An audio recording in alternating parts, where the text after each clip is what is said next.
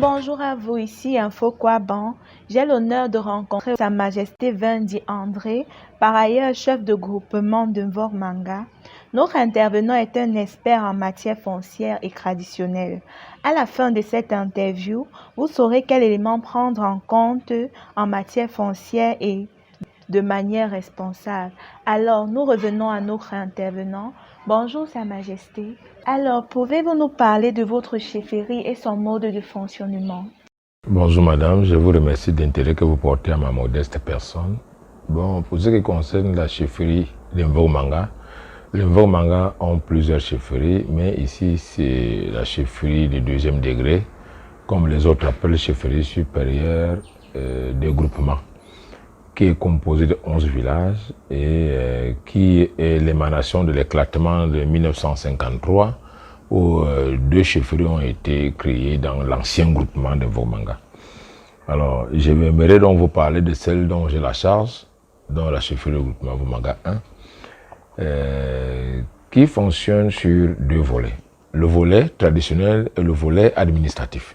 Parce que les chefs traditionnels sont des auxiliaires d'administration, ils représentent la tradition, les us et coutumes, et ils représentent également l'administration dans toutes ses composantes. Alors, la mienne également obéit à cette déontologie qui voudrait que nous soyons des auxiliaires d'administration et de la croix de transmission entre les populations et l'administration et les populations.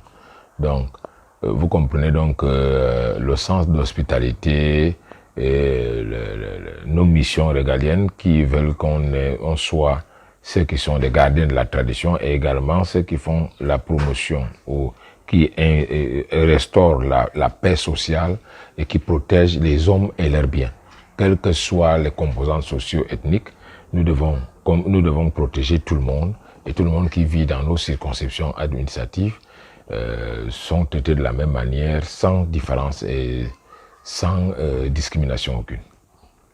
Je vous remercie, Sa Majesté. Les chefferies camerounaises, et particulièrement celles du centre, souffrent des litiges fonciers. En général, elles sont dues à quoi exactement? Il y a beaucoup d'aspects qui rentrent en compte. Les litiges fonciers qui sont récurrents ici sont l'émanation même de la corruption, de la non-maîtrise des textes en vigueur dans notre régime foncier domanial, et puis de la mauvaise foi de certaines personnes qui aimeraient tout avoir et qui ne donnent pas la chance aux autres d'émerger. Je veux prendre le cas des jeunes, je veux prendre le cas des veuves, je veux prendre le cas des orphelins, je veux prendre le cas des démunis. Vous allez voir que certaines personnes plus aguerries, plus bien placées, ne donnent pas la chance à ceux qui sont démunis d'exercer ou bien la chance de conserver leurs droits fonciers coutumiers. Il y a également le boom foncier, le boom immobilier qui est né aujourd'hui avec la pression démographique.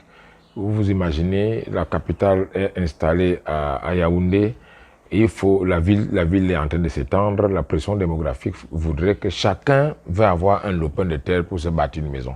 Alors, quelles que soient les pratiques que les gens utilisent aujourd'hui, chacun va avoir la terre. Et ça crée donc cette cacophonie, ça crée la recrudescence des litiges fonciers. Et je remercie aujourd'hui le ministre d'État, ministre de la Justice, garde des Sceaux, qui a réhabilité les juridictions traditionnelles. Parce que quand on rentre dans les juridictions classiques, on parle que du droit, et le droit moderne écrit.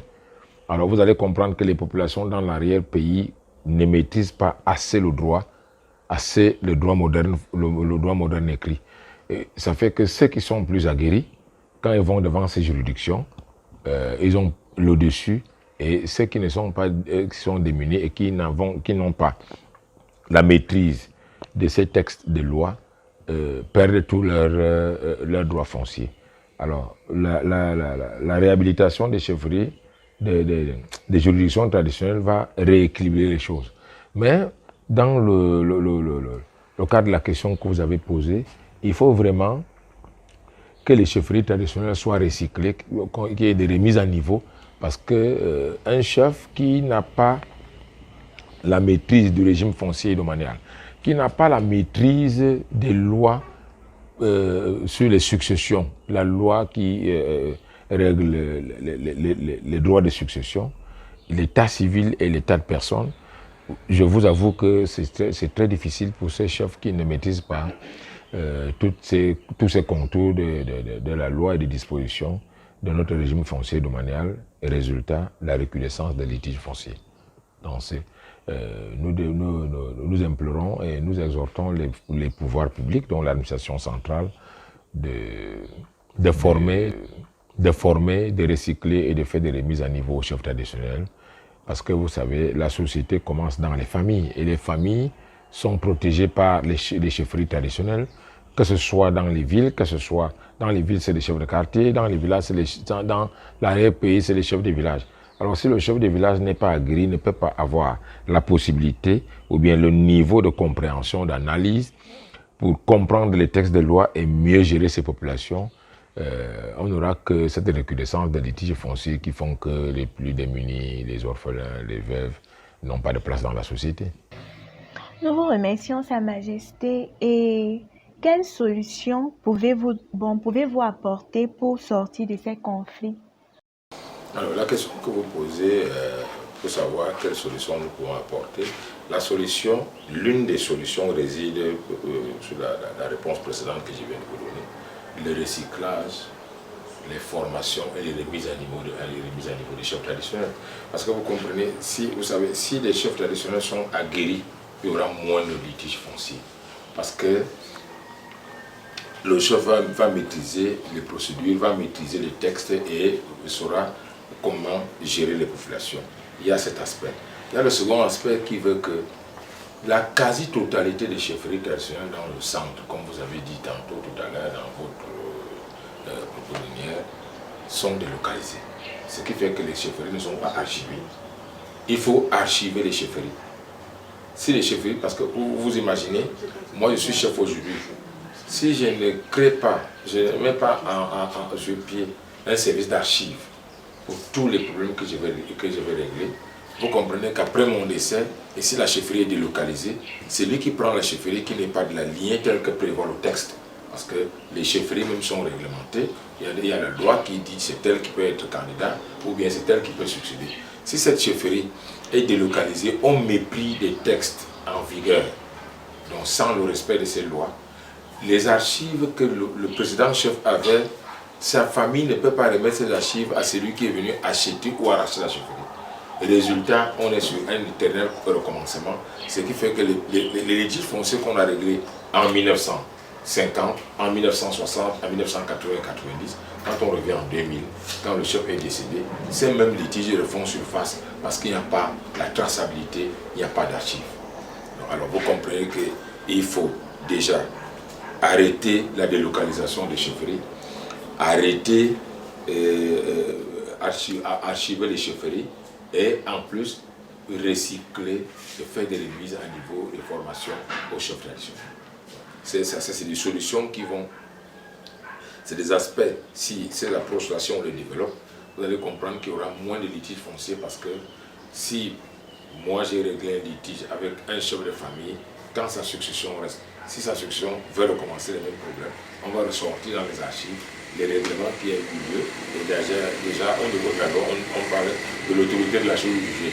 On ne peut pas juger une affaire aujourd'hui, on la règle avec ceux qui sont vivants, qui connaissent bien l'état des lieux, et recommencer 20 ans après pour le même litige, pour ceux qui sont naïfs et qui viennent d'arriver. Donc vous allez comprendre que s'il y a ces archives, s'il n'y a pas de délocalisation des chefferies, les problèmes fonciers seront moindres et ce sera une solution adéquate. Nous vous remercions, Sa Majesté. Puisque nous sommes une chaire jeune et sociale média, quelle politique ou stratégie les chefs devront aborder pour s'arrimer aux nouvelles technologies? Avant de répondre à ces deux questions, j'aimerais d'abord vous remercier parce que vous venez de faire quelque chose. Votre chaîne Jeune aujourd'hui, je comprends que vous voulez à ce que nos chefferies s'arriment à la nouvelle donne mondiale. Bon, pour s'arrimer à la nouvelle donne mondiale, je vais d'abord vous rappeler que chaque génération a ses spécificités. La vôtre aujourd'hui, vous avez beaucoup de chance parce que le monde est digitalisé. La digitalisation du monde aujourd'hui nous impose, nous les chefs traditionnels, de vous suivre, quelles que soient les difficultés que nous pouvons avoir. D'ailleurs, je ne trouve pas de difficultés parce que la communication aujourd'hui est plus facile que celle que nous avons connue à l'époque. Le monde étant devenu un village planétaire, nous n'avons qu'à nous arrimer, qu'à vous suivre pour pouvoir communiquer. Et c'est à partir de cette communication que les chefferies vont apporter un changement et vont mieux communiquer avec leur communauté. Ça veut dire quoi? Ça veut dire que vous avez Internet avec toutes les composantes. Ce qui fait qu'aujourd'hui, il faudrait qu'on fasse la promotion de cette digitalisation des chefferies pour que les populations soient imprégnées au jour le jour, au fil des heures, des minutes, de tous les changements que le monde connaît. Le monde aujourd'hui est en train de changer. Il y a des changements climatiques, il y a le changement de comportement, il y a des changements de communication et tout. Il y a beaucoup de changements, mais il faudrait donc que les chefferies s'arrêtent. Pour que les chefferies s'arrêtent, il faut digitaliser ces chefferies. Et moi, je vous remercie de votre chaîne que vous avez créée.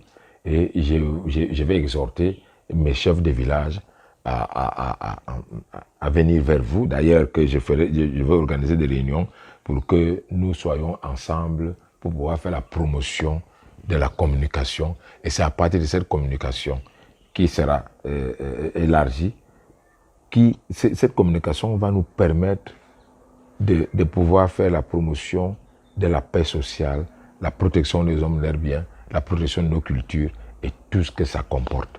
Donc, moi, je pense que les chefferies aujourd'hui, le seul élément, la seule chose, la seule solution, c'est imposer la digitalisation des chefferies. Donc, vous savez donc que beaucoup d'entre nous ne maîtrisons pas les nouvelles techniques de communication, les outils informatiques et également la charge. Je ne veux pas vous donner cette charge, je m'excuse de parler de charge. Ayez l'amabilité de pouvoir nous former certains d'entre nous à l'utilisation des outils de votre nouvelle technologie, et ça va nous permettre de nous arrimer et vous verrez que les choses vont avancer et le monde sera meilleur. Nous vous remercions Sa Majesté pour votre intervention. Nous sommes arrivés au terme de notre interview avec Sa Majesté Vendi André qui nous parlait des litiges fonciers et de ses traditions. Et nous vous remercions pour votre aimable attention. À la prochaine et restez connectés sur Info.va.